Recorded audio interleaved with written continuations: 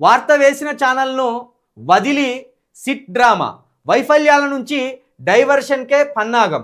ప్రశ్నించే గొంతుకలైన media, digital media సంస్థలను వేధించడానికే Revanth SIT గారయ్యలు. ప్రసారం చేసిన ఛానళ్లను వదిలేసి మిగతా వాటిపై దర్యాప్త. ఇది ఎవరిని కాపాడేందుకు, ఎవరిని వేటాడేందుకు? మంత్రి కొడుకు భూ కబ్జాపై సిట్ ఎందుకు వేయరు? BRS working president KTR. Yes, ఇప్పుడు ఇంతకుముందు ఆపినా కానీ ఇప్పుడు ఇక్కడ శివారెడ్డి గారి ఛానల్ ఉంది కదా, సిగ్నల్ ఛానల్. ఆ ఛానల్కు కొందరు సైబర్ క్రైమ్ పోలీసులు వేయినలాట. చలో నడువిగా నీ మీద కేసు పడ్డది, నీ మీద నడు అన్నారట. కొంచెం ఆయన సీనియర్ కాబట్టి ముందు నోటీసులు తీసుకురాపోండి, తర్వాత పోలీస్ స్టేషన్కి వస్తా అన్నాడట. ఇది సైబర్ క్రైమ్ పోలీసుల పని కూడా ఏం కాదు, వాళ్ళకు వచ్చే ఒత్తిళ్ళు పాపం వాళ్ళకెందుకు ఉంటుంది అట్లా? ఇప్పుడు వాళ్ళు కూడా బ్యూరోక్రాట్సేనే, వాళ్ళు కూడా అధికారులేనే. పోలీస్ వ్యవస్థ పరువు పోతే, ఐపీఎస్ల పరువు పోతే వాళ్ళు కూడా పరువు పోయినట్టే కదా. వాళ్ళు వచ్చి నడు అంటే మీరు నోటీసులు పట్టుకొని రాపోరి, నా మీద ఏం కేసులు అయినా నేను జవాబు చెప్పుకుంటా, నా లీగల్ టీంను పంపిస్తానగానే మళ్ళా పోయి నోటీసులు పట్టుకొని వచ్చి శివారెడ్డి గారికి నిన్న నోటీసులు ఇచ్చిందట. ఇక మాకు లీగల్ వార్నింగ్ వచ్చింది, లీగల్ నోటీస్ వచ్చింది. జర్నలిస్ట్ శంకర్కి కూడా లీగల్ నోటీస్ వచ్చిందట. ఓకే టీవీ శ్రావ్య గారికి కూడా నోటీస్ వచ్చిందట. ఇంకా ఎన్ని ఛానళ్ళకి వచ్చినాయో తెలియదు. నిన్న నేను మొన్న ఫోన్ చేసినప్పుడు ఎవరికి రాలే, మాకు అందిన తర్వాత వెంట వెంటనే చాలామంది మాకు వచ్చినాయి అని ఫోన్లు చేసింది.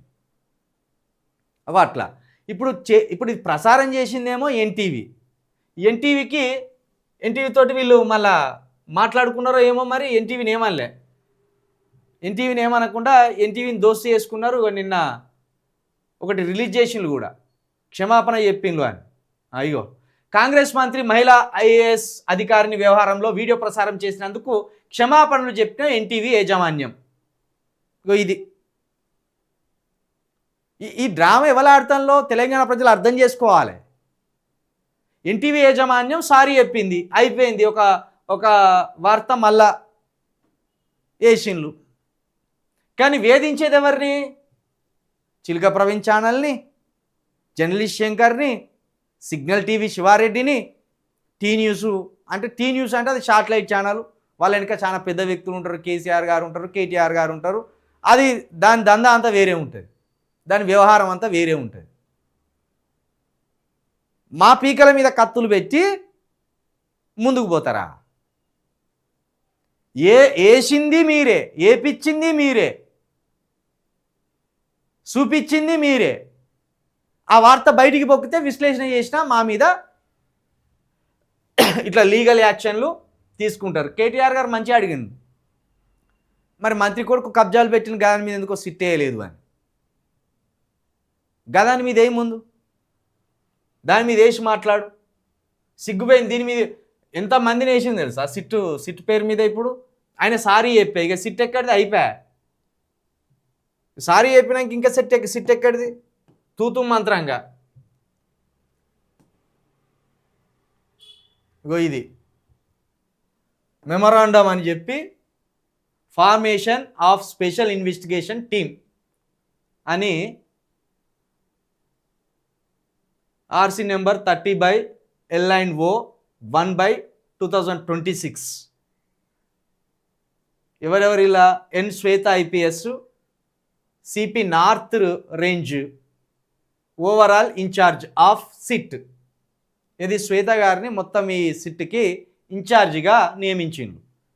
Yogesh Gautam IPS, Venkata Lakshmi DGP, additional DGP అట హైదరాబాద్ సిటీ.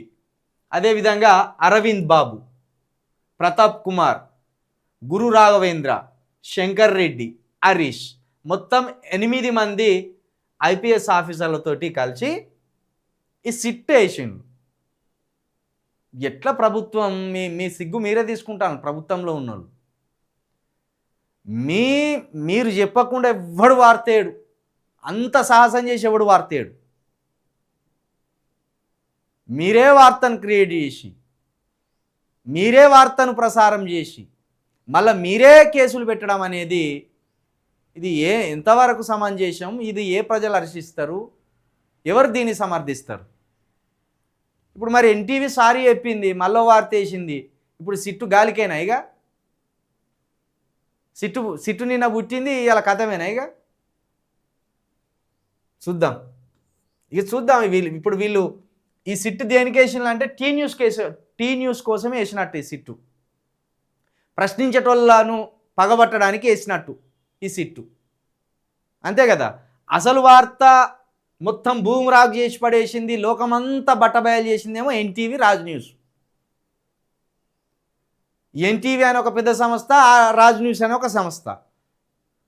వాళ్ళే మొత్తం దీన్ని దుష్ప్రచారం కింద చేసి పరేసి విడిచిపెట్టింది, వాళ్ళే సారీ చెప్పింది.